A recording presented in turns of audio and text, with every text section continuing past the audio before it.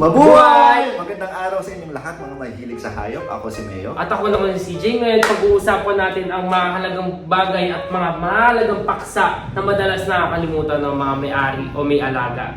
Tama ka dyan CJ, hindi lang dapat kalusugang pangkatawan ang iniisip natin, kundi kalusugang pangkaisipan rin. Alam nyo ba na katulad natin, ang mga hayop ay maaaring makaranas ng pagkapagod, pag-aalala at matinding kalungkutan. Kaya ngayon, pag-uusapan natin ang 10 paraan upang mapanatiling malusog ang kanilang kaisipan. Simulan na natin. Ang una nating payo ay bigyan ng tamang pag-ehersisyo. Tama, ang regular na pag-ehersisyo ay hindi lamang para sa katawan, kundi para rin sa kanilang kaisipan.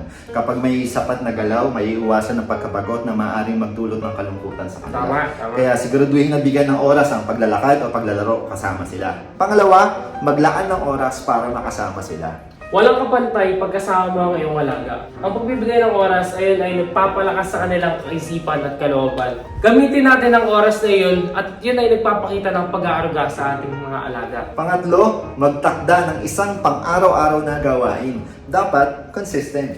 Ang mga alaga ay kampante lalo na't pag alam nila kung ano yung mas nakatakda nilang gagawin sa araw-araw. Halimbawa, ang oras ng pagkain, oras ng paglalakad, at oras ng pahinga nila. Lalo't na pag alam nila yung daloy ng kanilang araw, mas ligtas ang pakiramdam nila doon.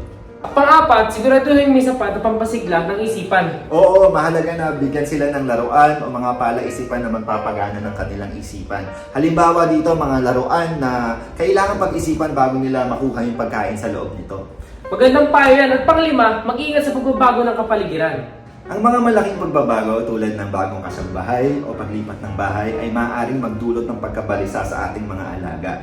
Kaya kung kinakailangan, gawin ang mga pagbabagong ito ng dahan-dahan at siguraduhin kasama pa rin sila sa bagong kapaligiran. Pang-anim, iwasan ang labis na pampasigla. Bagaman mahalaga ang kasiyahan sa mga alaga natin, may mga panahon lang na napapagod sila, natatakot, naiingayan dahil may mga malalakas na ingay. Kaya kailangan natin malaman kung kailan nila kailangan ng katahimikan. Sunod na payo, pang-pito, bigyan ng tamang pagkain. Tama, hindi lang pagkain yung mahalaga, pati yung kalidad nito. Siguraduhin balanse yung mga sustansya sa mga kinakain ng alaga natin para mapanatili ang kanilang kalusugan, pati kaisipan. Tama. Pangwalo, bigyan sila ng pribadong espasyo pag kinakailangan. Tulad natin, minsan gusto rin ng mga alaga natin ng sariling lugar kung saan sila makakapagpahinga ng maayos lalo't kung sila'y pagod o may pinagdaraanan. Pang-siyam, palagian na magpatingin sa mga veterinaryo o mga manggagamot ng hayop.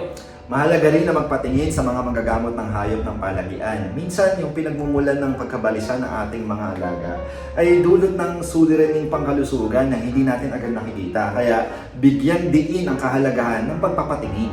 At ang aming huling payo, pang-10, magpakita ng pagmamahal at atensyon. Sa huli, sa simpleng pag-aaruga at pag-aalaga ay napalaking bagay na iyon sa kanila, lalo na sa kabuuan ng kanyang kalusugan at kaisipan. Ayan, sana'y nakatulong kami sa inyo upang mapanatili ang kalusugang pangkaisipan ng inyong mga alaga.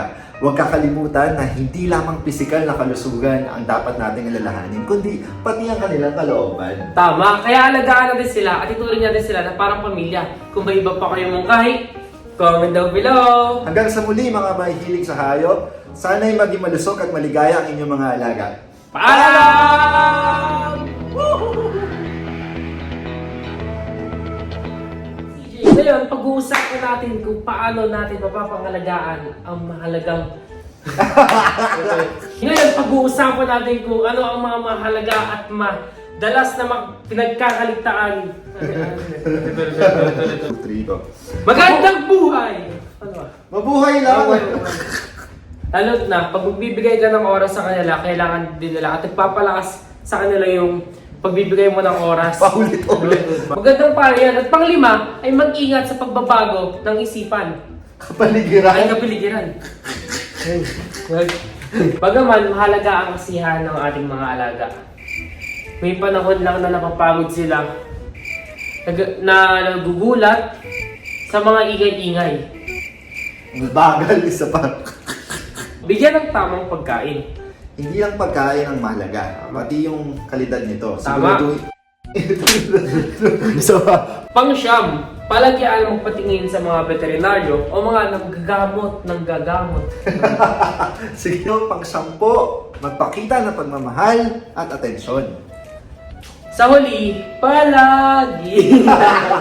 Sa huli, sa simpleng pag-aaruga at pag-aalaga ay napakalaking bagay na yun sa kanila, lalo na sa kabuuan ng kalusugan at kanilang pag-iisipan.